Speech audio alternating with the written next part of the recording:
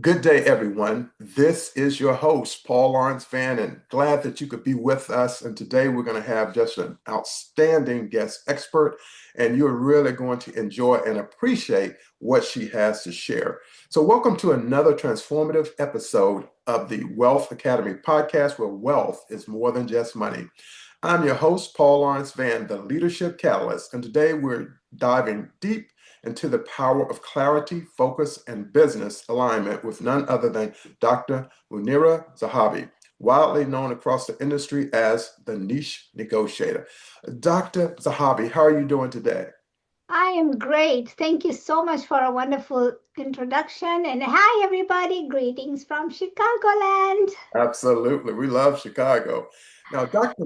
Munera had helped thousands of entrepreneurs, leaders, and creators discover their unique niche, the very thing that makes them stand out, attract aligned opportunities, and accelerate business growth.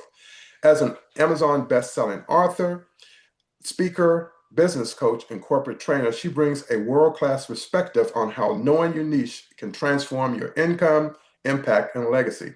So, family, let's get ready for Chicagoland's very own. And today's conversation is not just about business clarity, it's about unlocking your identity, your influence, and your purpose. So, let's welcome the niche navigator herself, Dr. Munira Zahabi.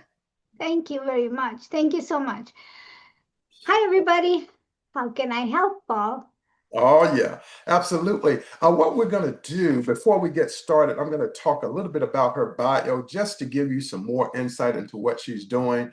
And I'm telling you, she has written 8 books and she is doing some phenomenal work with her target audience, with her fans, her followers, and as well as some of her colleagues. So just to give you just a little bit, and I'll post the rest of it in the show notes. She's known globally as the niche navigator, and we're going to dig into that and delve into that even more. She's a dynamic speaker, as I've mentioned before, Amazon best-selling author. In fact, she has a book out that's titled The Philosophy of Niche Presentation. And in that, she's also a business coach and corporate trainer who helps entrepreneurs, leaders, and professionals discover and activate their unique niche. Her signature framework guides people to identify what makes them distinctively valuable and giving them the confidence that they need to move forward. And without further ado, we're going to get into these interview questions. So put your seatbelts on because we're going for a wonderful ride. All right, so let's get started, Dr. Zahabi. Your journey began in the country of Kenya and evolved into an international mission to help people discover their niche. What pivotal experience inspired your transformation into the niche navigator? Well, first, I was born and raised in Kenya. Yes. And then I moved to Tanzania due to marriage. Yes. And I lived there for a while. And I realized that, I need to do some more things. And then, lo and behold, I won a visa to come to the United States. So I've been in United States for 30 years now, Yes. and it's Wonderful. been an amazing journey. Now, the thing is, when I was in Kenya, I had great education. Yeah. People people did not think of education as something that they should pursue, especially people in our sector. Good. So they would drop out of school and didn't think it was important. Mhm. I, on the other hand, wanted to finish what I started and Yes. got my O levels. That's a O level, like the high school that I needed to finish that. And then I got married. The day I finished my last exam was the first day of my marriage. So it That sounds started, like my cousin. right. So Yeah, it started out a very, I didn't have any lapse between the two chapters. It was like one after the other. exactly. And um, education from Kenya was higher than the one from Tanzania. So people would come to me and ask for help in English and math. And so I started giving kids some extracurricular activities. They would come to my house. I would give them coaching to Yeah. do that. And so it's just a start. but it allowed me to keep myself sharp as well. Yes. I grew, I went into the family business, I grew it, and then I was pushed out because I asked to be a managing director. So And once I was really want that to happen. right, so when I was pushed out, I got an offer to go teach at a local school. So I did. So I was there for 3.5 years before I won the visa to come to United States. So teaching and imparting knowledge had become a second nature to me. Wonderful. I tell you, I have never been to Kenya, but I have friends that have been to Tanzania. They climbed the mountain there. Right. And I did go to, in Washington, D.C., we have an annual embassy tour. So I went to the Kenyan embassy when I was there. And I was able to get some of the culture, the food, and interact with people there. And it was just a wonderful experience. And of course, we all love the track athletes from Kenya. They're Right. Of my, course. Of my course. favorite, my favorite. That's what I strive for, all the Boston marathons and all Oh, the yeah, marathons, as well as the Olympics, right? You for always sure. want to finish the track. Yeah. Absolutely. No, I live in Tanzania. I live in United States now, but I'll tell you that my heart, a bit of my heart still belongs to Kenya. So, Yes, absolutely. I'm with you all the way, all the way. So thank right. you for sharing that. But I think what you brought up is so important that you actually, part of your journey was also helping others, mentoring them to help them to improve their status in life, getting that education, which we both know is so very important. And as you stated, the education there in Kenya was at a higher level than, say, in Tanzania, but you were still able to help some of the people to improve upon their academics, which is so important in today's world.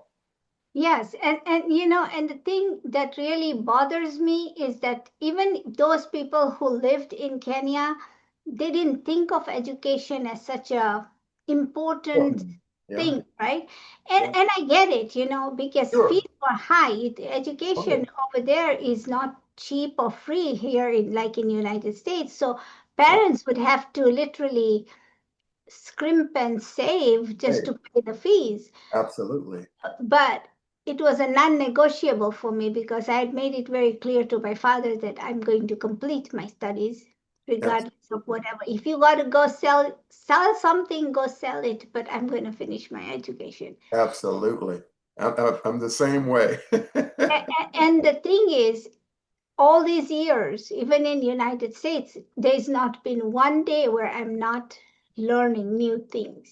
Yes, yeah, Really it allows me. And now with information age, sure. it just you have to keep up with the times or else you'll be left behind. Left behind really fast too. Right. Because the degree and how it accelerates, it could be a week or 2 weeks.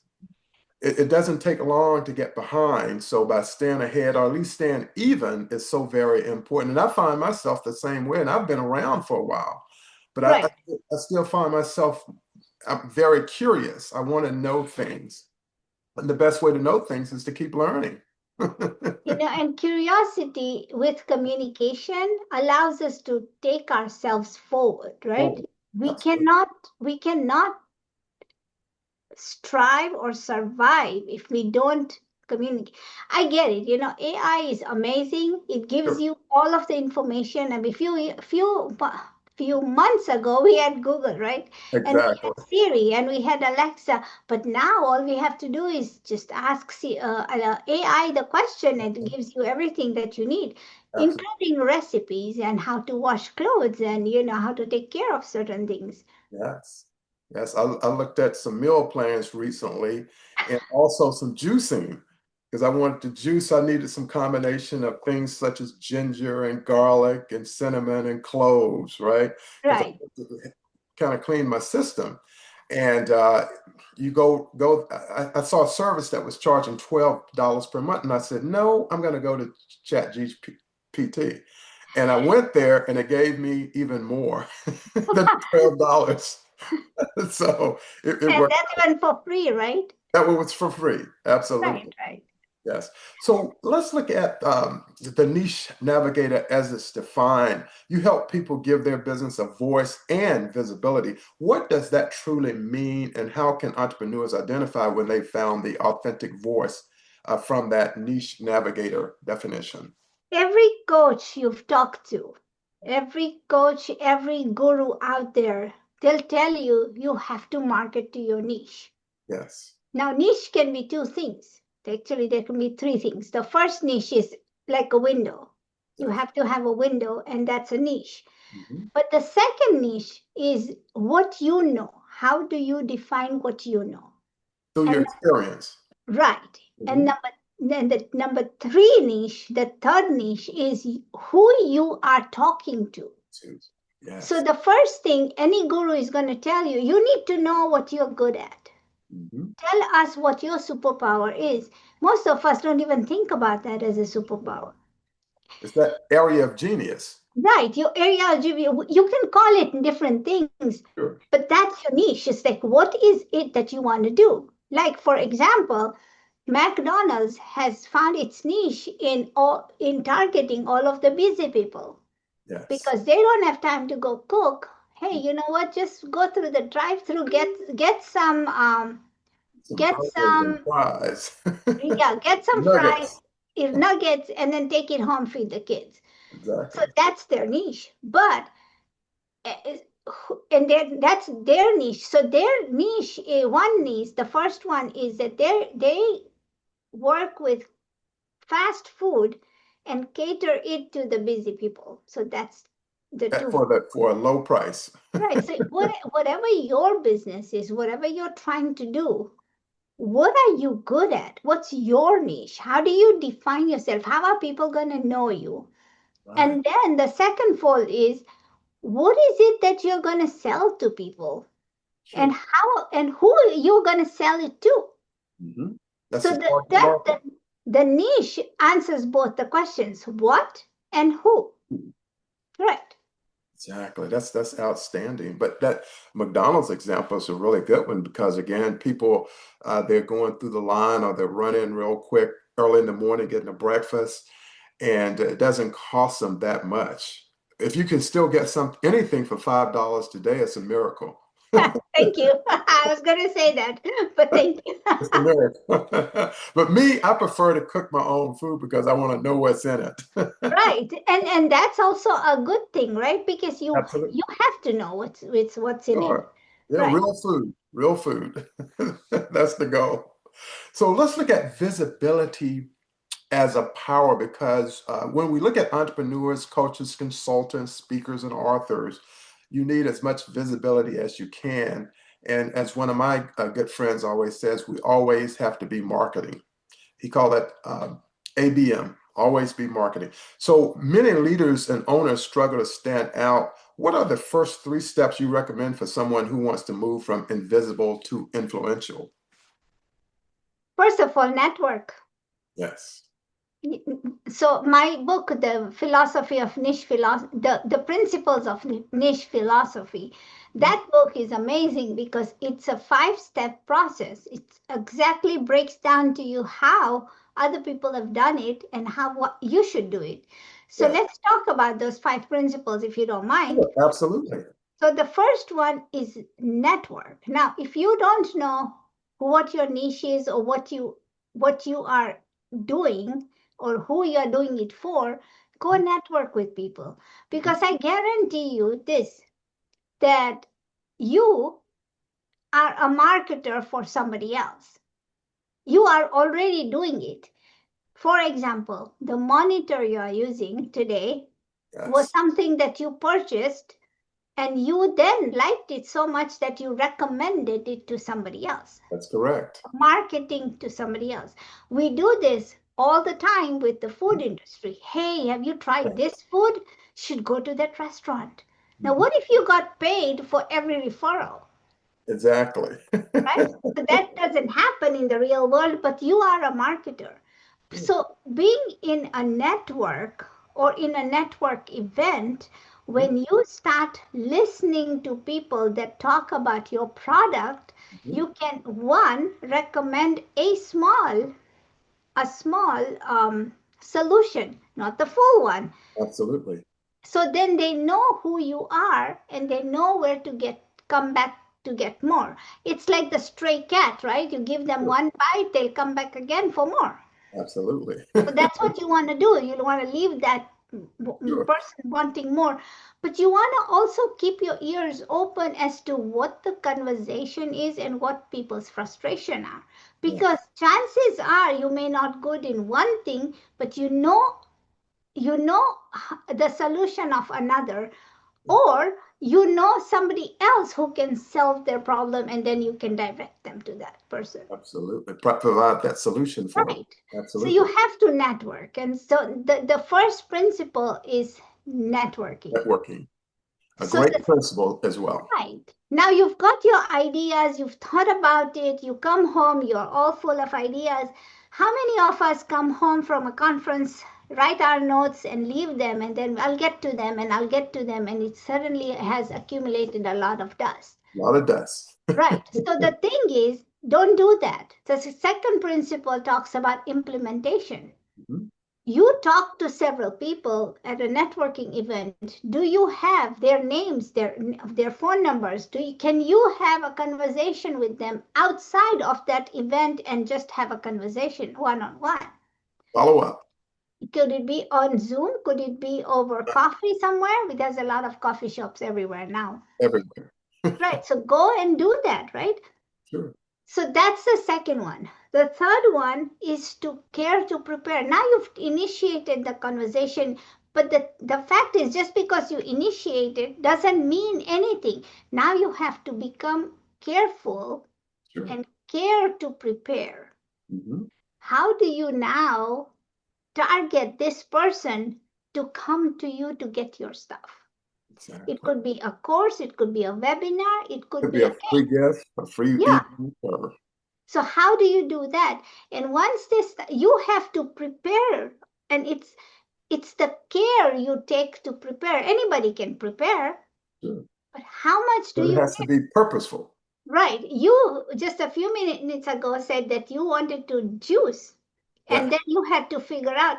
You took time to prepare and to figure out what ingredients you need, even though you asked ChatGPT and it gave you an answer. Who's going to go to the grocery store and get you whatever you need? It would be me. Right, it would be you. Yeah. So that's where the care comes in, because you're going to find the right ingredients, you're going to look at everything, you're going to figure out what time you want to prepare your Yep. juice. So Yeah. that care comes in first. Definitely. So that's number three. Number four. Number four is humility. Yes. Because just because you've got a solution doesn't mean that you now brag. Yes. Humility allows you to be human, allows you to look at other people and say, you know what, they are there, I see you, but I also want you to see me. I'm not going to stand here and scream on my top of my lungs so that you forget everybody else. You just And share. humble. Yeah. So let's stay humble. Let's be respectful, everybody, and let's just talk together. So either what happens, the magic that happens in the humility part is that either you stand out or you start to collaborate. Correct. Yes. And that's the best part. Absolutely. And then And number five. number five is you've got all these. This is just the planning phase. But hello, now you got to execute. And Execute. when you execute, you mean that you are actually going to go do it.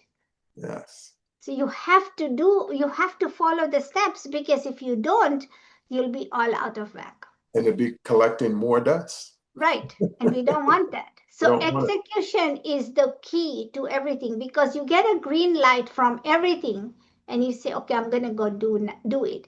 Now you can go use social media ads. You can use email lists. You can Yes. just talk to people, get on a podcast, whatever you want to do. Collaborations and Right. So this 5-step process can go into any business, can work as a framework for any business, because it helps people understand.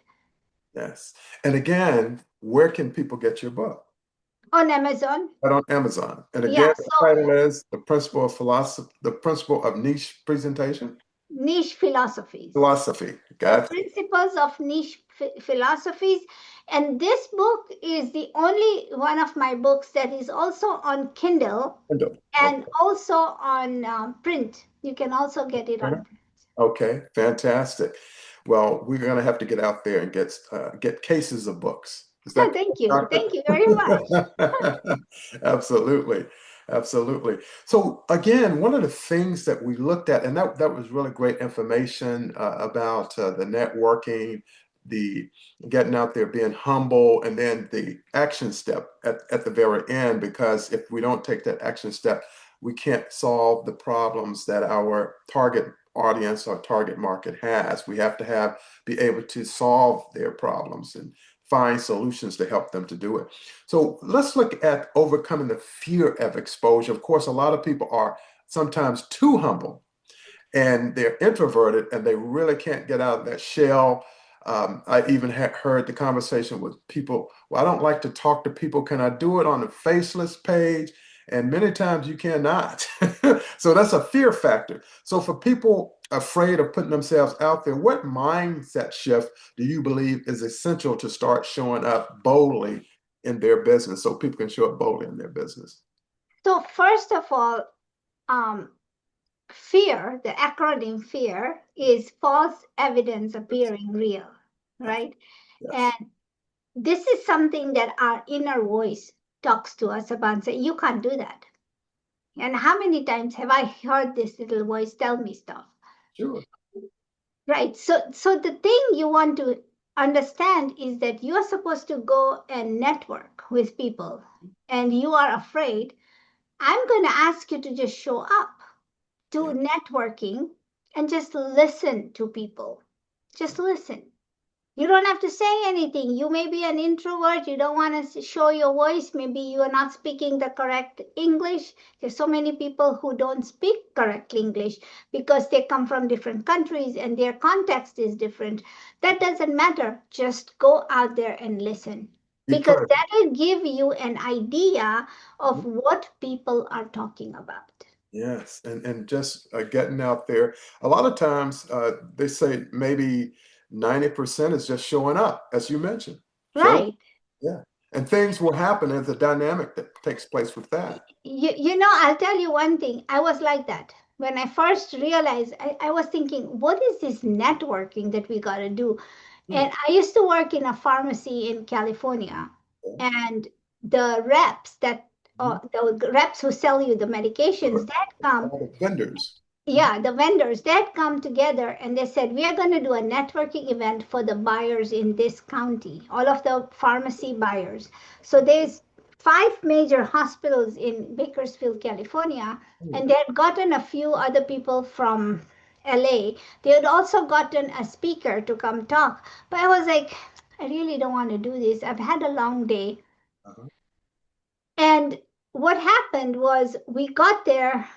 I knew a few people because as hospitals, when you're buying for stuff, you have stuff and then they don't have stuff and they'll borrow stuff and you'll borrow something from them, so you know the buyers. Sure. But one thing that happened was while we were talking, the talk there was about shortages and how we can accumulate shortages. Sure. Also, the fact that I was learning about inventory turns. Mhm. Now, inventory turns is how often do you buy something and it's used up, and you buy something and That's so right. So in that rotation. right. So in the business world, you don't want something to sit on your shelf for 2 years. You want it to go fast. That's So absolutely. while we were talking and we were listening, California is a place where there's a lot of rattlesnakes Oh, and sure. a lot of bats, right? People go into the caves and get rabies and all of that. So we need snake venom, anti venom for that. And what came out of that meeting was for us buyers to come together and say, okay, two hospitals can keep the snake Right. venom on hand. This much, we need at least That'd be this the central resource. much, right? And then two hospitals keep the bat venom. Exactly. And keep that on hand, because you have to have so much on hand at all times. This way, not everybody's resources is tied up. But if I have a snake venom bite, Sure. then You know I what? can send a vehicle, somebody, a courier, to say, go get me this stuff from here and we will replace it. Absolutely. So that way the inventory turns is moving faster and it's just not sitting on the shelf. So that came out to be a very good this. Of course, we had to go through hoops and talk to the bosses Sure. and everything else. Absolutely. Yeah. But that solution went into place from that one meeting. So you never know what's going to come out in this That- network meeting. So you just have to show up. So that was a collaboration that everyone knew they can tap into if they needed a source, if it's a bat or if it's a snake, and they knew exactly where to go to get it and or to who to send to get it, uh, Right. which didn't overburden one hospital or another. So it was a joint, well, really a joint venture in many ways as well. Right. And what happened was that, I mean, these things are not cheap.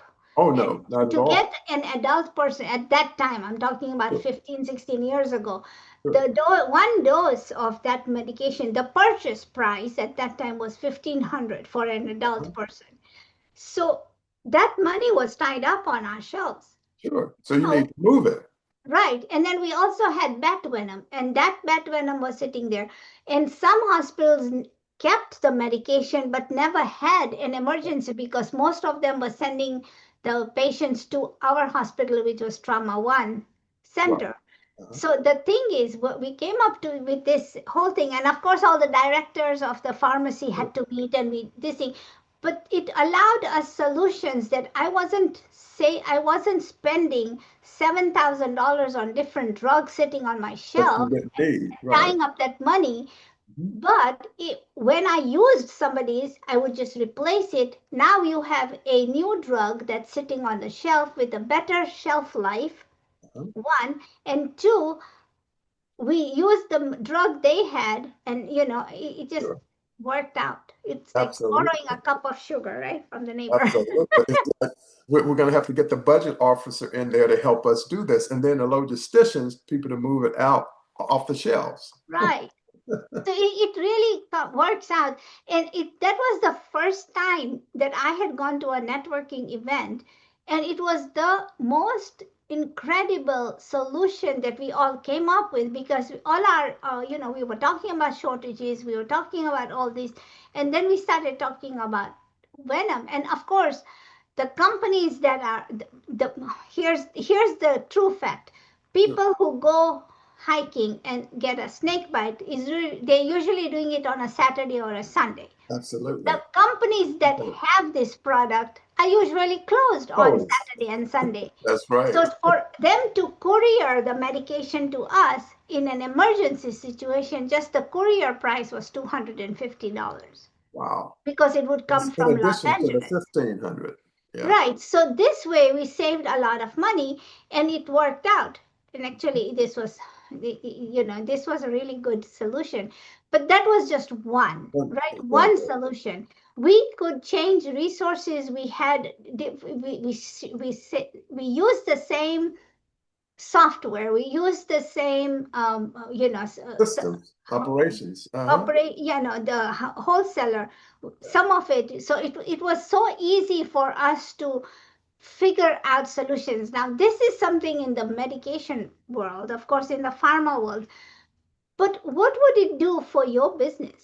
Like if somebody was good at Canva, Sure. and then somebody was good at podcasting, Mhm. and somebody was just good at making the money, Sure. couldn't we Produce. get all these people together and say, let's create something that's amazing? Absolutely. That can extend beyond that podcast or the Canva people, but it can actually be an entire business.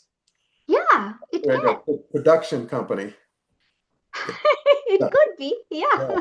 Yeah. In fact, I have friends that have a company like that, and they're out in California, where they produce, they train people how to be podcasters.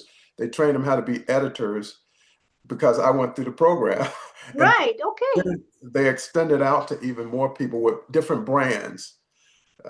So it can definitely come together. And again, that one is overcome the fear of exposure. So let's look at being invisible no more. Now, your book speaks powerfully about transformation and visibility. Can you share what inspired Invisible No More and one story that truly represents the message behind it? Talk about me, right? Me. Yes. I'm the person behind the story. Yeah. So when I started my coaching business and I started looking, my gurus told me go find somewhere where your avatar lives. You have to Yeah. know what the avatar is thinking. You have to Thinking, know what they are the wearing. You have to know education. what they're eating. And Right. I'm like, how am I going to do that? Yes. That's You the know, question. Everyone asks that question as well. right. So how am I going to do that? Well, in asking these questions and figuring out what other people were doing, what I realized was that most people, you ask about their business, they don't want to share it. They don't share it because that not the abundance mindset, but the scarcity Scarcity mindset. mindset. Exactly. They I don't don't have want to to. share. She's going to take my idea and run. Sure. So I first, I on my podcast, I've had a lot of entrepreneurs, Sure. and that started out just because I wanted information from somebody who Sure. looked successful, right? Who felt Exactly. successful, looked successful. Get on my podcast. Let's talk about your journey. Exactly. And what happened was I realized that people don't talk; they talk general. They Correct. don't share the nitty Specifics. gritty Yes. because there's two things. One is they're afraid that we are going to steal their stuff, and two, they have not figured it out already. They have Exactly. not figured it out. So it's a certain level of self-belief or self-disbelief that's at work. Right. Mhm. So then I would talk to entrepreneurs and encourage them to talk about their business. Tell me what you do, and I'm an accountant. Okay, you're an accountant doing what? Right. Because there are different niches within that. Right. Yeah. So I'm a lawyer. Doing what? What is it that you do? Oh, Exactly. I work with corporate law. What, doing what? Exactly. Tell me exactly what you are doing. Exactly. Are you a corporate lawyer that works with fraud or Or, AI, or are you international? International? What is it that you do? or Look, I'm acquisition. never going to be a lawyer. It's not like I'm going to go to law school tomorrow and graduate. All Exactly. you have to do is tell me exactly. Sure. Then one person came on my show and she said, I am a lawyer and I work with immigration. Okay. I help people from this country and this country get their citizenship. Exactly. Getting the Perfect. documentation. So that was a perfect niche, right? So Sure. that's what you have to tell me. But like those people, then they would come and tell me, those people who never told me about their business is like, I don't think my business is that successful. Well, you're not telling people exactly what you do. Exactly. You So have to be one way, specific. the reason I wrote Invisible No More was very heart and dear to me because I did the same thing. I never shared what I did with the world. I never shared. Said to people, go buy my book. Mhm. Well, if you don't give them the context, what Sure. are they They're going not, to go buy? Why right. are they going to buy my They're book? They not, they're don't not need going to one be. more on the shelf. Mhm. So I realized that when you start talking about your business, Yes. you gain one credibility and you gain visibility. And one way you do this and you become invisible no more is get on a podcast. Yeah. That's one of the best ways to do it. And in fact, And it's better than radio because radio has limits in terms of the wattage. But with a podcast, you can do it globally, internationally. right, and it's evergreen. Evergreen. You can Absolutely. find it years later. Absolutely. And still gain followership, Right. And listenership. the thing is, you can take that podcast, slice it, dice it, whatever, repurpose it, and it's going to be the gift that never stops giving. Giving. Exactly. Because if the people present the content that they know can help people, people will listen to it And then they would start that aspect of contact and reaching out and contacting the guest expert, who it happens to be. And that's why I wrote that book, saying very, very clearly that this is what the context is, because I want people to understand who they are talking about Talk about and why exactly. they should be talking about this. Absolutely. Absolutely. That's fantastic. Let's look at the aspect of one finding their niche. As you mentioned before, some people come on and they're not really sure of what they do. They don't want to share it. They're kind of holding on to it because they really don't know. So how can someone determine if they've chosen the right niche or they're still hiding behind the wrong one out of fear or uncertainty? Well, you don't. Got it. You don't know if you've got the right niche, right? Mhm. I'll give you an example. When I first started my business, and this story is highlighted in my book, but I met the cupcake lady, and she was at a grocery store giving samples of a cake that was frozen. She didn't like it. She didn't like it, but she said to me, she said, I make better cakes than that. Ah, So the thing is, everybody's in the cake business. a lot of people. Why was and her mother had discouraged her to not get a cake store or not going to this business because one, there is a cake store in every Every corner. bakery It's and almost every corner. like a coffee shop Right. on every corner. She says, my mom discouraged me, so I'm not doing it. Oh, I gave her an order. I bought the cakes. mhm, Now, for this girl, for this young lady, she was so passionate about that. mhm. But the thing is, she was thinking big. She was thinking, Do you think a um, brick and mortar I'm going to store? be, yeah, she wanted to make wedding cakes and stuff like that. Yeah. But guess what? She became successful by making small cupcakes. Cupcakes. Now we are in the era of no more sugar. Her cupcakes are healthy. We Sure. don't eat too much sugar. She used a different ingredient to Pattern.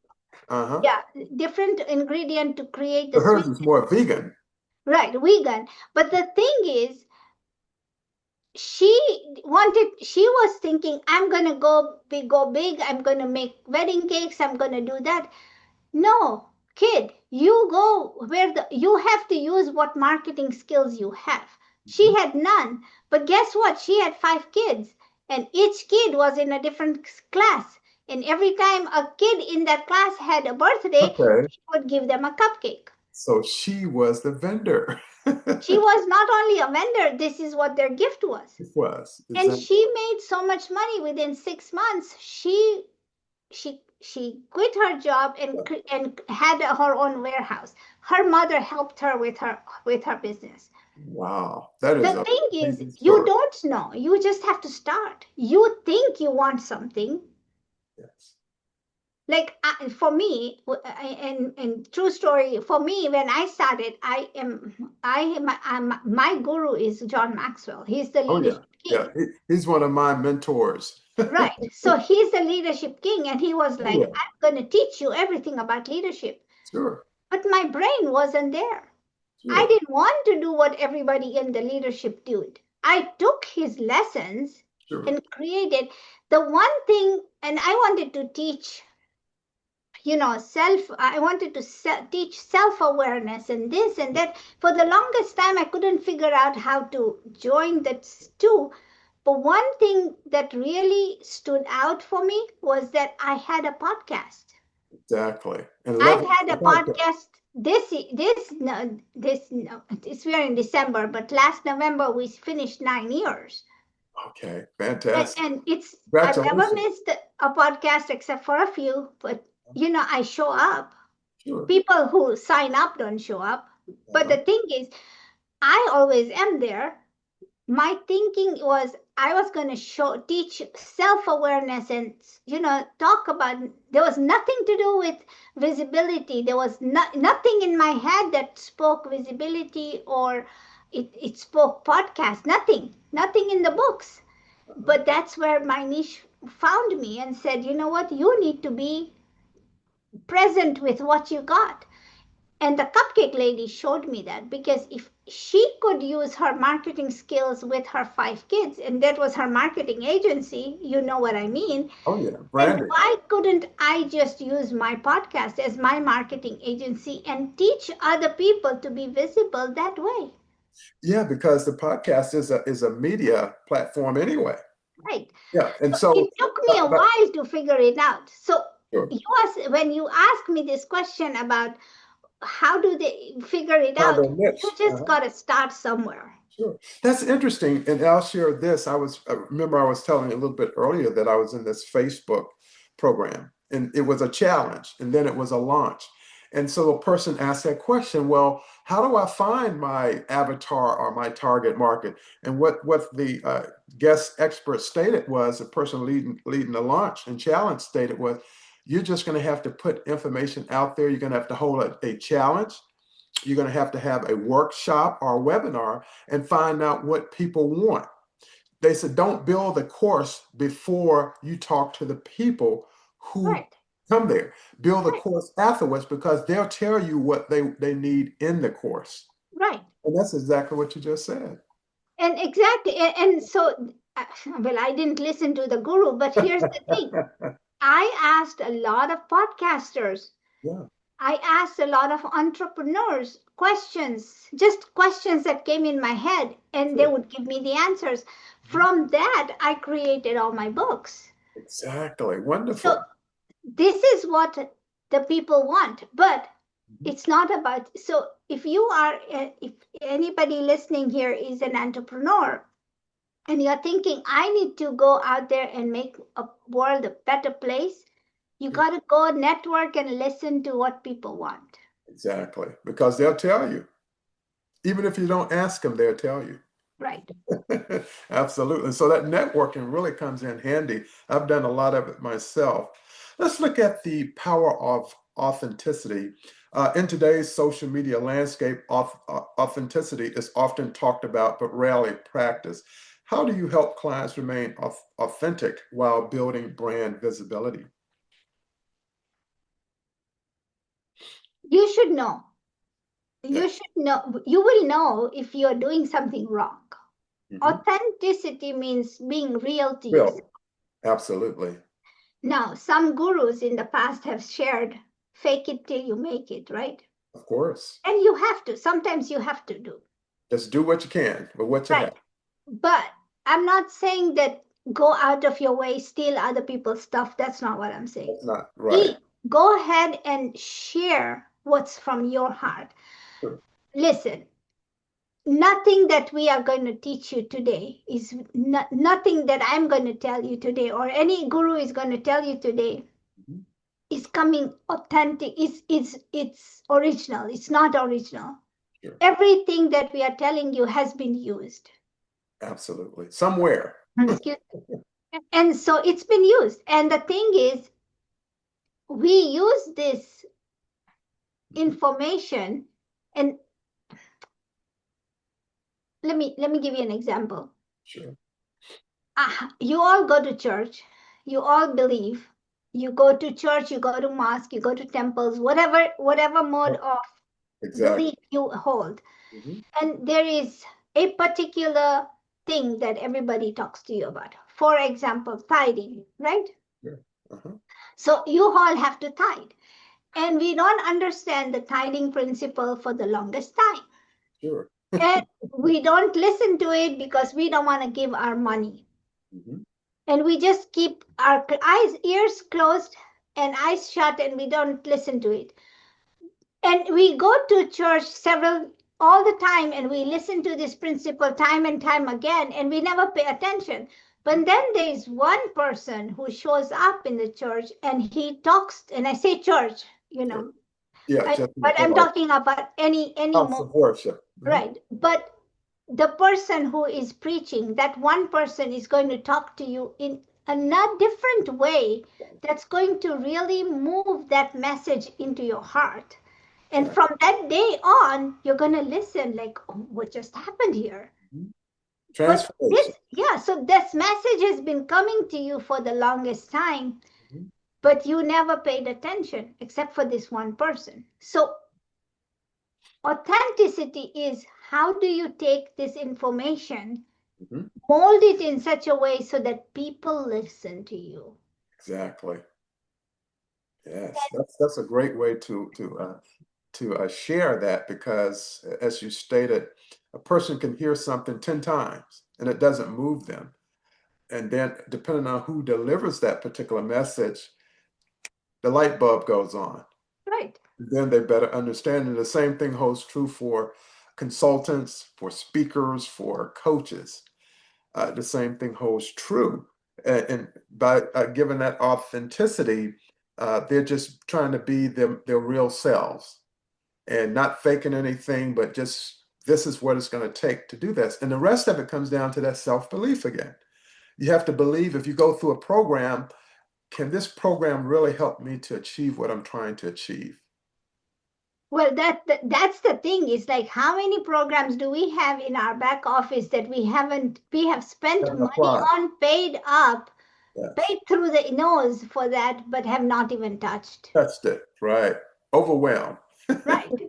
Because we think, okay, and then we say it's not going to work. Hmm. Like, Yep. I was listening to this one person who said, look, if you use my software Uh-huh. and you've done it, what I'm asking you to do for 90 days consistently, and you have had no luck, I'm Uh-huh. going to give you your money back. Uh-huh. Because he knew. I Sure. asked him the question. I said, how do you know you're not going to have to pay any money back? He goes, because people are not going to do it consistently for 90 days. Right. So that's where he has it. It takes the action step, as you were mentioning earlier. Right. So you have to apply what you learned. Right. And so that's the thing, is like, you have to, when you talk about, I mean, in the beginning, I used to be crazy. I used to buy this program, that program. I needed this, I needed that. But now I've got a little bit savvy. I sit down and analyze, really, I need this. I Sure. really need this. If I need this, then how do I take this and create it in such a way that then it's going to be beneficial to me?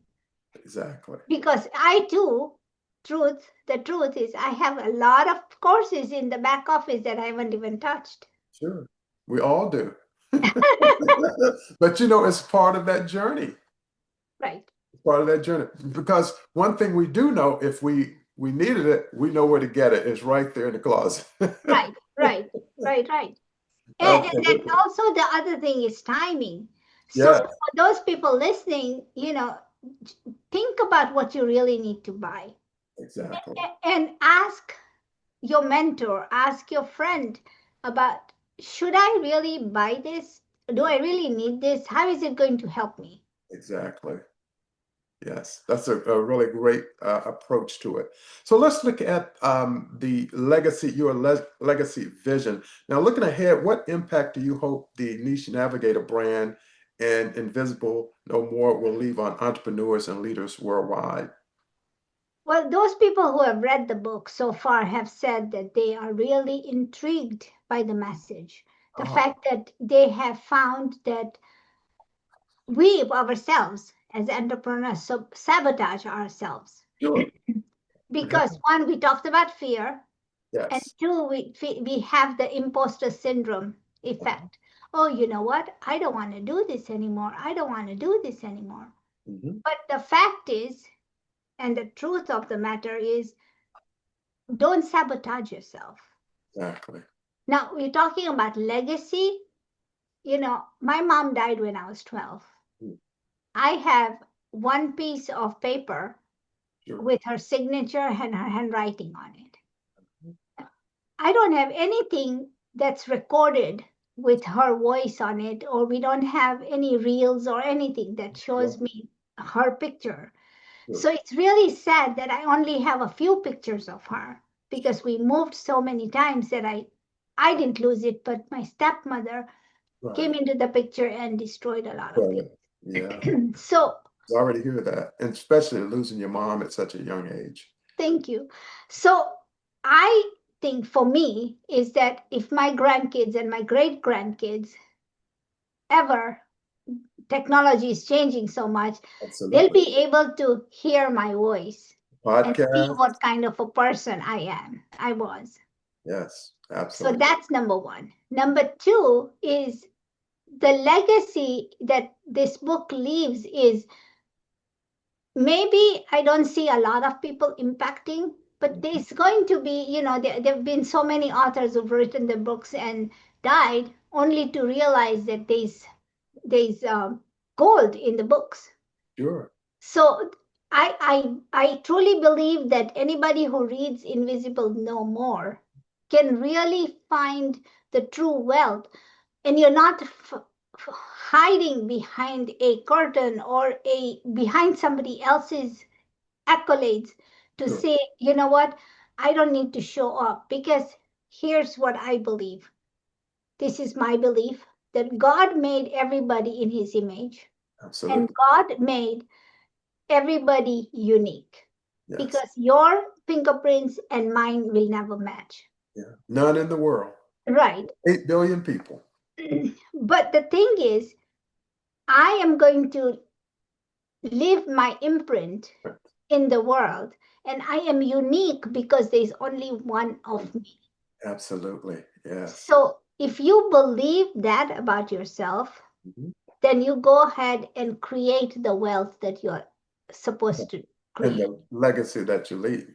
Right. Absolutely. Absolutely. That was just a wonderful segue there in regards to legacy and vision, because it's exactly like you stated that we're all different, even if we're in the same family. Like I have a brother and sister who are twins, their fingerprints are not exactly the same. Even I, Right. nobody, because that's how God is. God can do everything he wants to or she wants to. Absolutely.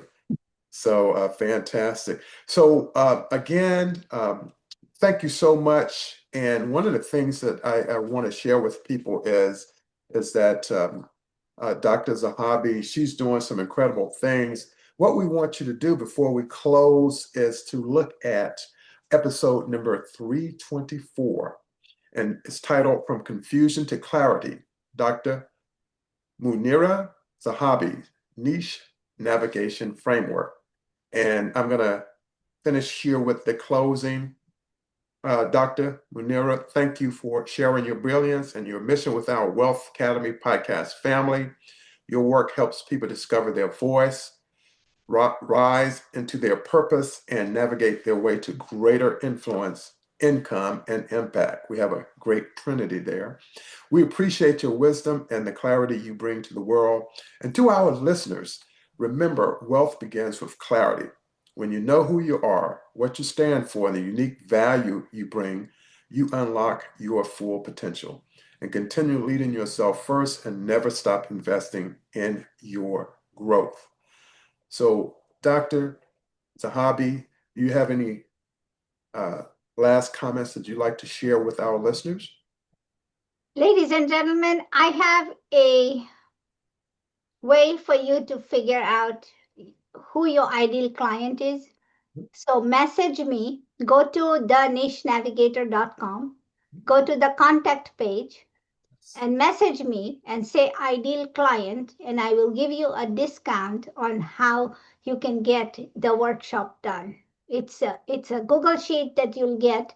Once you do that, within 48 hours, we'll send you your ideal client structure and how you can then use all of that items that you create, all of your marketing items that will you'll create that will be very much identified. It'll nail down your ideal client. So if you want to do that, go ahead and send me the message and I will reach out to you.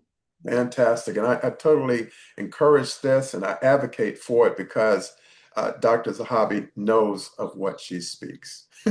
So let's do that. Now, here's my call to action for everyone. If today's episode inspired you, share it with someone who is ready for the next level, for their next level. Subscribe to the Wealth Academy podcast on Apple Podcasts, Spotify, or your favorite platform, and leave us a review. Leave Dr. Zahabi a review, a 5-star rating there on Apple Podcasts, and we'll continue to bring on world-class experts such as she. And be sure to connect with Dr. Munira Zahabi at www.thenichenavigator.com and begin discovering your niche today. And she's already going to provide you with a resource.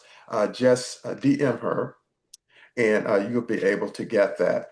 And what I'd like to say is thank you all. First of all, I want to thank Dr. Sahabi for being just an amazing guest expert.